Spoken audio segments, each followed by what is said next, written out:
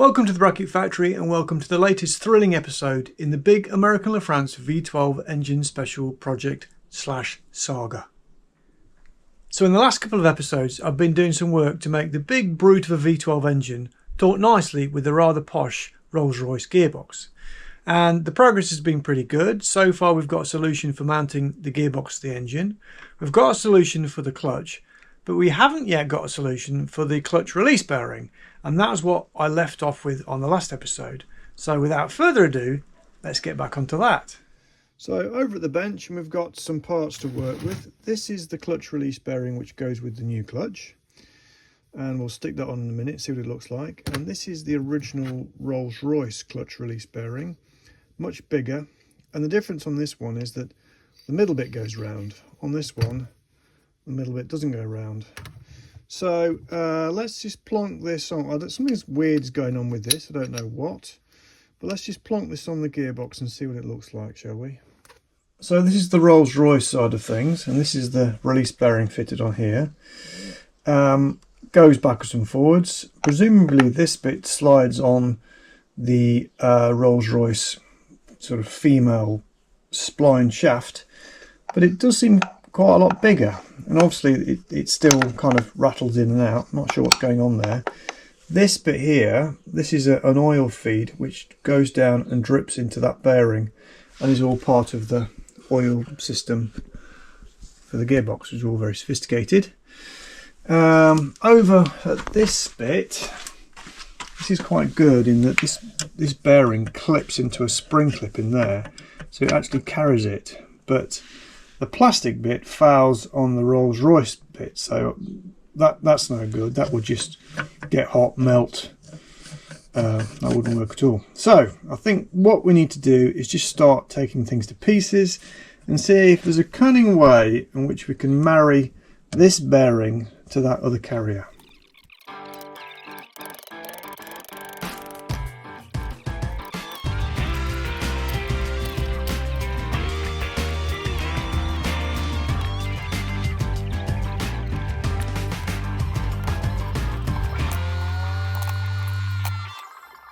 Right, I've got this lot to pieces, and some bits like this I don't need these. I don't think I'm going to use these bearings, but this is the main housing which attaches to the Rolls Royce arm, and this is the bearing which clips into the new clutch.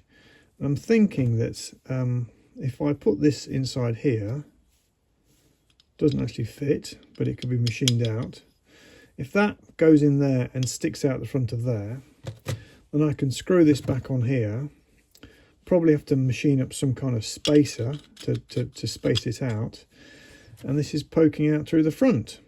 Well, that's the theory anyway. So I think what we'll do is we'll clean this up and just machine out the back of this slightly, so for this to slide in, and then we see how it all looks.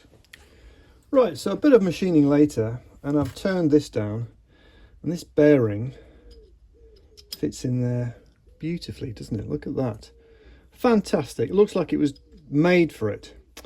And I was thinking that I'm on the homeward straight now. All I've got to do is make some kind of spacer, put this back on there. Bob's your uncle. But, Houston, there is a problem. And I'm sure some of you have been screaming at the screen, possibly for quite some time. And get this out, and the problem is as follows. So this is the existing Rolls Royce release bearing, and you've got your Y-shaped section that goes in here, and it pushes the clutch. Simple. This one, the new one, this is not a push, it's a pull. It's a pull clutch, and this engages on a ring, sort of like a circlip, and pulls the clutch to activate it. Now, the clues were there, i.e. it's a clip-in release bearing. 2, when I was tightening the clutch cover, all the release fingers were actually coming out, not going in. So what does this mean? This means the plan has been blown out the water. This means that we're going to have to pivot, to use a horrible 21st century phrase, In fact, pivot through 180 degrees, because now we need to be pulling the clutch, not pushing the clutch. So it means that this old girl is now relegated to an increasingly large pile of spares, which may never get used. And then what I'm going to have to do is reassemble this and use my existing fork and re-engineer it such that it goes backwards, it pulls. So I'm going to have to make some kind of, well, I'm going to put it on the box and see if it actually will all line up and throw the bearing back. But if it does, I'm going to have to make some kind of block bearing bush that goes in there. And yeah, that's it. So slight hiccup there, but you know, I'm only human after all. So let's crack on, shall we? So the bearing has been plonked in here. Obviously it all rattles around, but you can see how it would move it. So if I can fabricate some kind of decent bearing either side, it might work. And then this bit goes over here, and it sort of clips into there. If I give it a good, there we go, clipped into there. And obviously that now pulls, so you have to clip it on here first, I think, and then we're going to try, what I'm going to try and do is put the gearbox on and slot the forks underneath there as it goes in. That's the plan. We've still got this issue of this plastic bit binding, but I think we can probably sort that out. So let's just try and offer up the gearbox and see if it looks like it might work. Right, I'm just offering up the gearbox, and you can see down inside there the fork.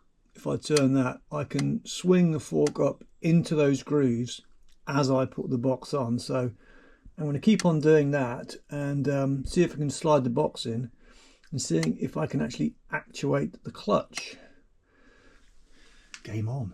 Box now back on, and we can see down inside there the release bearing. Now if I put this tube on the end of the arm, put the arm back on, if I pull it, we can see that the clutch close up disengages.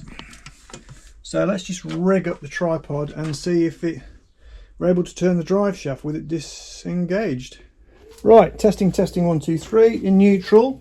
So stick it in gear. Obviously can't turn anything. So if I put this lever in here, and I can't turn that, but if I pull the clutch, I can. So eureka, we have a working clutch. Obviously there's a few refinements to do to it. Got to sort out the plastic sleeve inside the release bearing, and I've got to sort out those bushes. I've got to make some bushes so it engages in the release bearing nicely. So let's whip it all off again, back to the bench and mackle something up. But I'm pleased with that. The fork is in exactly the right position, works great. I mean, the clutch is going to be quite stiff, but I'm expecting that. Right, back at the bench, and I've got this off, and all it is a plastic spacer. It just goes in there like that. It doesn't have any real strength, doesn't add any strength because the thing's pulling that way. It just keeps the bearing in place, and the issue with it is that this rubs on the clutch disc adapter. So what I'm going to do is just whack it in the lathe, I reckon, and just take out probably a millimetre. What's that? Yeah, a mil. Take out a mil and cut this bit off, hopefully, and hopefully that should do it. Right, slight change of plan there, because the plastic bit wouldn't actually fit in the lathe. So all I've done, if you look inside there, is chop it off flush with the main body, and because of the way that this has got the taper on it, it misses. So that's fine, so that works. So next step is to make some kind of bush, spacer, whatever, bearing. Let's put that in there like that. Some kind of bearing which goes in there with a hole in it, which that engages in. So I've had a rummage around and I found this block of brass. So the plan is to machine it up to have two inserts, one in each side, with a hole in. That's because this is like a spring clip here, you see. So and they will be a sort of sliding fit in there and have a hole in the side. So that's the plan. Let's make those, shall we? A bit of milling later, and I've milled up this piece, and that slots in there like that. So what I'm going to do is cut it in half, so one for each side, and then sort of fettle this top bit here so that it sort of moves up into this bit here, and then trim and mill this end, and then drill a hole, and the hole will correspond with that. Need to measure that hole. Going to be a metric hole, sorry, it's going to be an imperial hole. Wouldn't dare drill a metric hole. So cut that in half and fettle.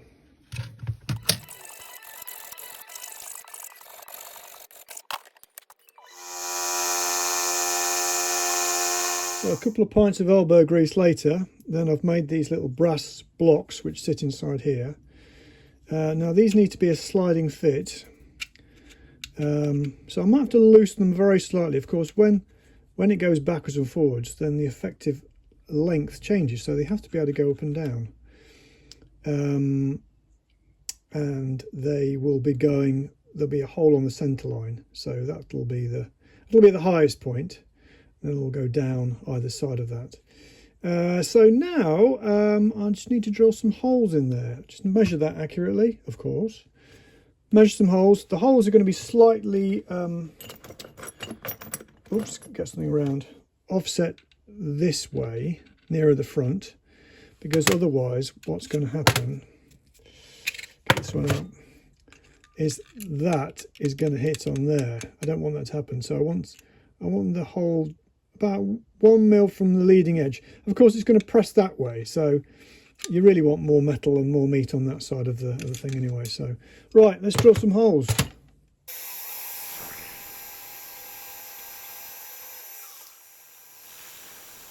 So after a bit of drilling and fettling and filing, I've made these little brass blocks. One fits on there and one fits on there like that. 7/16 by the way, and they slide into there like that. That's my bearing, so it should work. Don't see why it shouldn't work, but of course the proof of the pudding is in the eating. So let's stick it back on and just double check it actually works. Right, I'm just fitting it on, but I found it's virtually impossible. Well, I've not managed it so far to put the bearing on the clutch first. So I'm putting the bearing on here first, and the theory is I'll offer it up and click it in place. And then when I remove the gearbox, you just pull it off and these will lower out. But we'll soon find out, won't we? Right, the bearing is now, oh, well, the gearbox is on, and there's a bearing, and it's not engaged. But I think if I give it a tap with a hammer, looks like that's done it. So let's try and now disengage the clutch. So I've got my tube on, pull the clutch back, there it goes. Get a better angle, pull the clutch, perfect, works a treat. So to just complete the test, I'm going to take the gearbox off again, and I'm not going to try and unclip the clutch release bearing. I'm just going to try and pull it off. In theory it should just come off, and those brass blocks, there you go, push it forwards and the brass blocks just slide out. There they are. So I think that was a resounding tick. So I'm quite pleased with that. Getting the clutch release bearing to work was the last link in the chain. But of course now I've got to go back and revisit all the other things that I did and turn them from prototypes into production versions. So that adapter ring needs to be trammed up and dowel pinned. The flywheel needs to be made out of metal because wood isn't probably going to cut it. And the clutch plate needs to be riveted up properly. So I think, given that the flywheel is going to take the longest time, let's go back and have another quick look at that and think about getting that made. Right, back at the bench with the flywheel, and it's now time to double check all of these dimensions. Now everything on the front face is metric. Spigot bearing is metric, the clutch is metric, so all these PCDs, this diameter, so that's all fine. I've double checked it and I'm ready to put it on a drawing. Flip it over. So the back of it, not on here, will have a register flange poking up here about 5mm. And that is a fairly critical dimension, and it is 355.5, which happens to be 14 inches. Now I know it's 14 inches because it's the same as the old clutch plate, and with the help of my enormous vernier calipers I can measure it accurately. So that's the most critical dimension there. After that we've got the PCD of the bolts, which is 375mm, and then we've got the overall 397. Now of course I also need to get all of these depths right, but pretty much sure I know what they're going to be, so I can now transfer that all to a drawing. Right, a little while later and we have some drawings. So this is the plan view, shows the layout of all the holes, fairly straightforward, but there are a couple of things.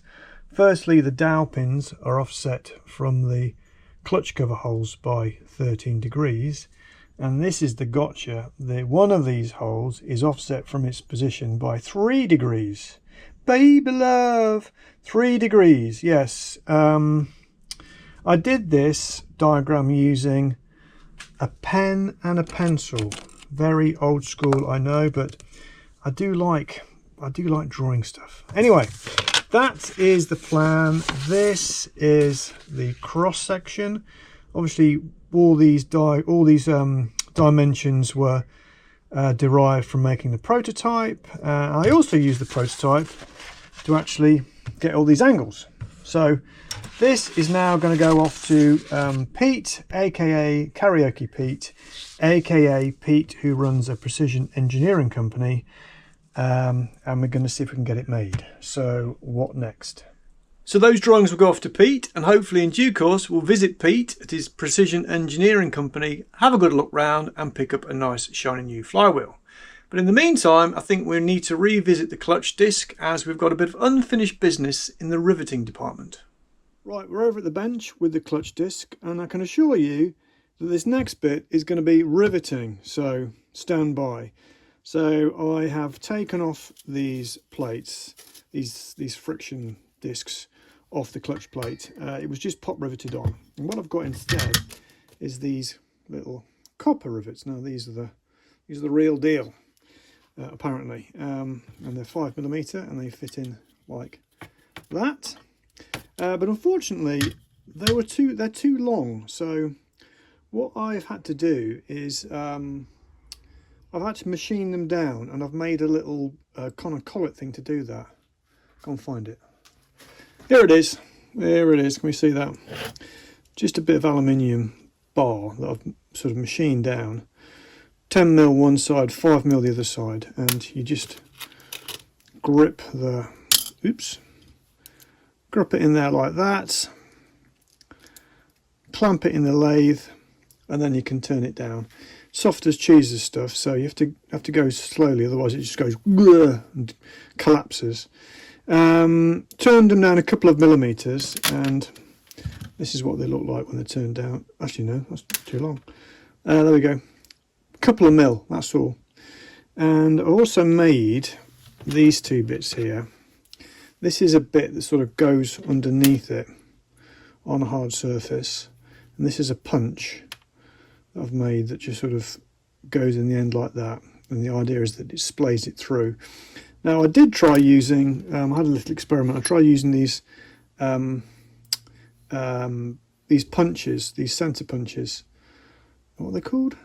Something punches. Got a proper name. Should have used these earlier in the project, funnily enough. But they don't work very well, so I've made this one with a less sort of pointy tip on. So now I'm going to attempt to rivet these on. Now, of course, these, I mean, they're only copper. They're not meant to take the entire shear force of the drive. They're just meant to hold the plates in place. It's friction that holds them all together, the clamping force of the clutch cover. So let's see if we can't rivet these things on, shall we? Right, just drop these rivets in. That's the last one to go in just there.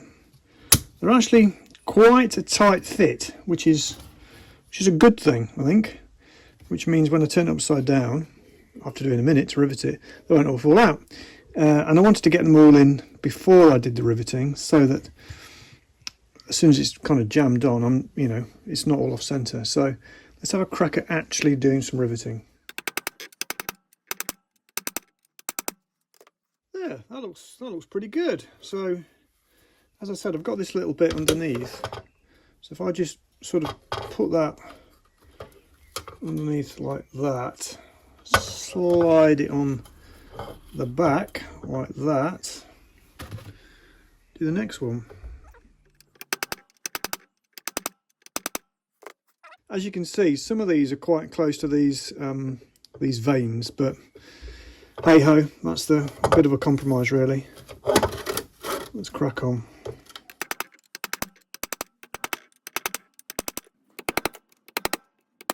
Right, all done, riveted on, and it's turned out all right. But of course, as mentioned before, it's all a bit of a compromise really, because the spacing of these holes is not designed for the design of this clutch plate. It's designed for this spacing of these particular veins, so it won't kind of work as well. Also, of course, it doesn't have the cush drive in the middle. And also, it's actually missing a rivet, because this rivet hole falls exactly on that line. So, do I think it will work? Yes, I do think it will work. Will it give me a lovely progressive clutch? Possibly not. But it'll be a bit like my Austin 7 clutch, I think, which is sort of more of an on-off switch. But anyway, that's done for now. I mean, I am hatching some plans about using this cush drive centre, which would mean some major surgery, but I think that's phase 2. This is phase 1. We'll stick with phase 1, we'll get going with phase 1, phase 2 can follow. So I think we now need to move on to the next thing. So what's next? Well, we have some unfinished business with the adapter ring, which needs to be dialed onto the engine. But before we crack on with that, I just want to say a massive thank you to everybody who's bought one of these t-shirts. It's a massive help to the channel and I really appreciate it. And if you want to get yourself one, go along to the shop up there and sort yourself out. Also just added some more stuff, added hats and hoodies as well. So link up there. Anyway, without further ado, let's move on to the adapter ring. Right, so we're back on this, but before we talk about this, we need to quickly talk about this, because it's all very well making the ring concentric on the engine, but if the drive isn't concentric to the bell housing, then it's all pointless. Now, you'd assume on a Rolls Royce gearbox that this drive is concentric with this bell housing, and I have actually checked, and the way I did it is I got my vernier calipers and measured the distance between there and there all the way around, and it's the same, as accurately as I can measure it anyway. So let's assume the Rolls Royce gearbox is all right. I mean, if Rolls Royce gearbox wasn't all right, it would have knackered itself in anyway. But so let's move over to this and talk about this a bit. So I set up this dial gauge and I've gone round and round and round and round and round and round and round many times, took the plugs out, and I've been turning it on these nuts, on these bolts rather, so I didn't have to go to the other end of the engine and then video it all. And the bottom line is that this ring is offset in that direction by 0.2 millimeters. So it gives you a total run out of 0.4. That's -2, that's +2. Now, probably that's probably all right. But given the fact that I'm actually going to dowel pin this plate, I may as well get it, you know, as accurate as I possibly can. So what I've done is I've drilled out this hole and this hole. It's only attached on two, from 9.5 to 10, which means there's a small amount of give, which means in theory I should be able to tap it in line, nip these up, tap it and tighten them, and hopefully get it such that I can get pretty much, you know, plus or minus a few hundredths of a millimetre all the way around. So I'll have a crack at that, I think. Right, it is now some time later and I've done another 30 or 40 laps of the engine and set up this dial gauge and been adjusting it. I've now got it in one complete revolution. The deflection is 0.15 millimeters. So in old money, that is about 6 thou. So that means it's a total deflection. So that means one shaft is 3 thou out from the other one. And I think that is probably good enough.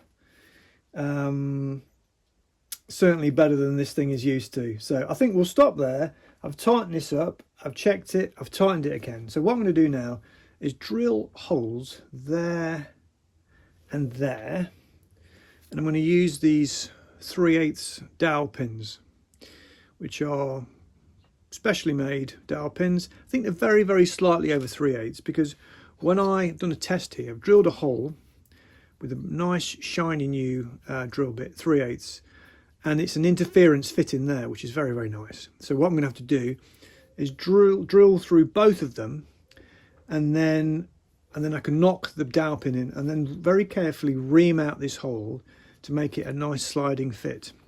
And you might be wondering how I'm going to drill a hole through there. Could obviously get a drill and just drill it, but that's rubbish. It needs to be accurate, so I'm going to be using a special device. Now, if you're from the UK, you remember Thunderbirds. I should be singing the theme tune of Thunderbirds. Da, da, da, da, da, da, da, da, da, da, da, da, da, da. Here it comes. Oh, this is a magnetic drill, and if I turn it on,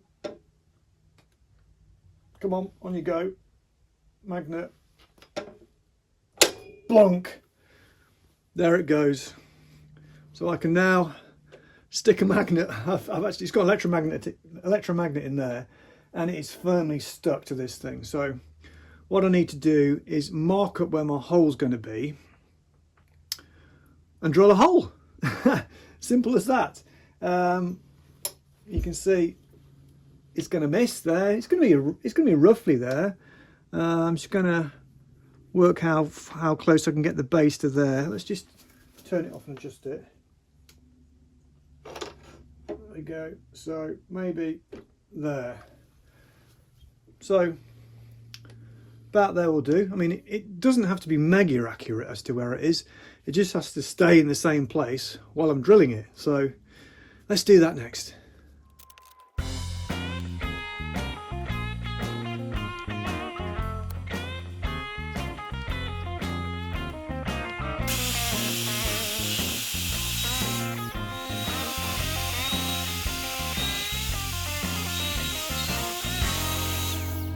So that's the 9mm hole done. So this is the 3/8 hole next.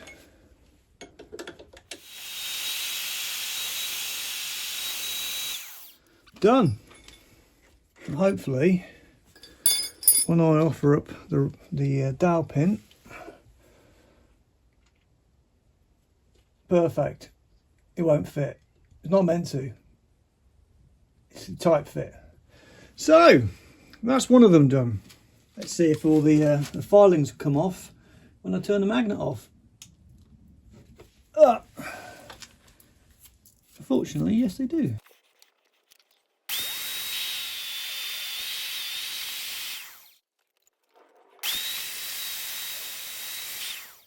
Right, hole's now drilled.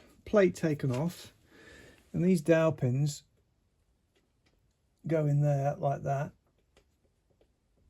and it's an interference fit. So hopefully if I tap this,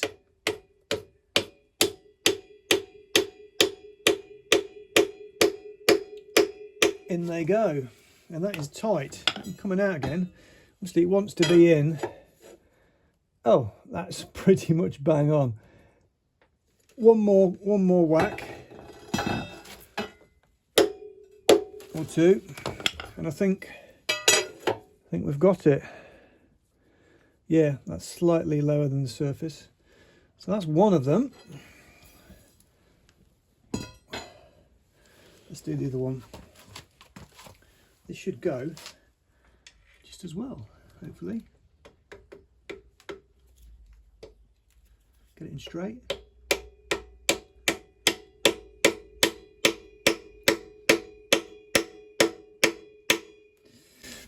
And that's gone in perfectly too, so that's good. So what we need to do now is take this ring.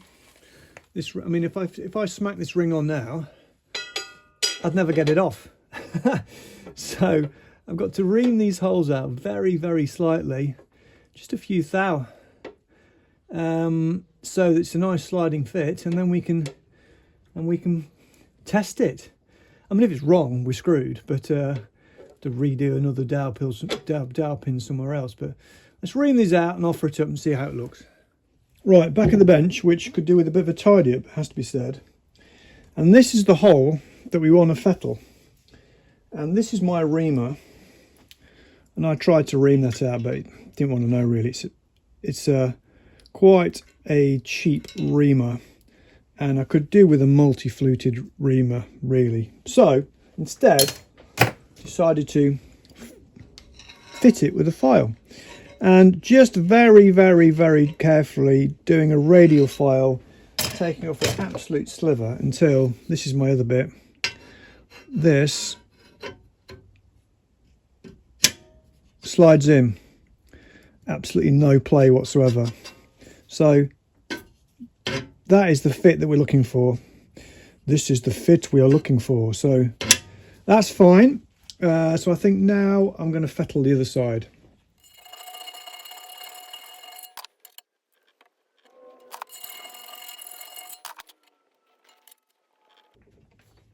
I think we're getting there. I mean, this is pretty tight, but I'd sooner have it tight than loose.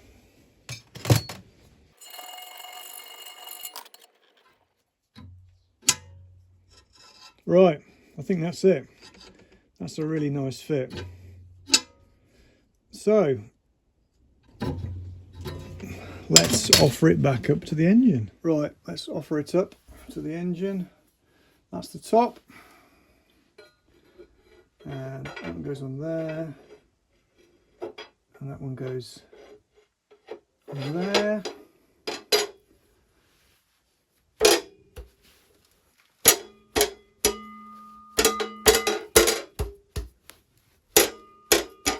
Right, that is a nice tight fit, and these bolts, the ones I enlarge, go in like that. Of course, these ones, well, actually that does, but not all of them will. So what I'll have to do is basically go, these are all 9.5, I have to go around them all and drill them all out to 10. And then we're pretty much done. I'll do a quick test, of course, but drill them out and then do a quick test.